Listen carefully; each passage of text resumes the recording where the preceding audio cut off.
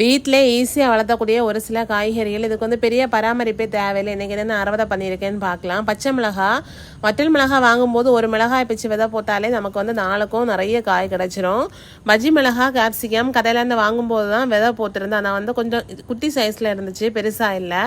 பூசணிக்காய் கடையில் வாங்கும்போது 2 விதை எடுத்து போட்டால் போதும். இந்த சீசனில் மட்டும் 20க்கு மேலே பூசணிக்காய் பறிச்சாச்சு. இன்றைக்கி 2 தான் பறிச்சிருந்தோம். அப்புறமா வயந்தங்காய், கத்திரிக்காய் அதுவுமே அந்த விதையை போட்டாலே வந்துடும். வெள்ளரிக்காய் அதை வந்து கடையிலேருந்து விதை வாங்கி தான் போட்டிருந்தோம். கலர் கொஞ்சம் வித்தியாசமாக இருந்து கட் பண்ணி பார்த்தாச்சுன்னா உள்ள சூப்பராக இருந்து, டேஸ்ட்டுமே நல்லா இருந்து. தக்காளி இதுவுமே ஈஸியாக வளர்த்தலாம். கடையிலேருந்து தக்காளி வாங்கும்போது அதில் இருக்கிற விதையை போட்டாலே போதும். முள்ளங்கி, வெண்டைக்காய் இது வந்து கடையிலேருந்து விதை வாங்கி போட்டால் தான் இதுவுமே நல்லா காய்க்கும். ஆனால் வந்து வெண்டைக்காய் எப்போவுமே முட்டின பிறகு தான் பறிச்சிடுவேன். இன்றைக்கி வந்து சூப் போட்டலான்னு சொல்லிட்டு பறிச்சிட்டேன். தடியங்காய், வெள்ளை பூசணிக்காய் வந்து தானாக தான் வந்திருக்கு வயலில். 2 காய் நிற்கி கூட வந்து ஒரு கற்பூரவள்ளி கொலை நின்றுச்சு. இன்னைக்கு இவ்வளோதான் அறுவடை பண்ணியிருக்கோம். இது மாதிரி ஒரு சில கீரை வகைகளை ஈஸியானதெல்லாம் அதை இன்னொரு வீடியோவில்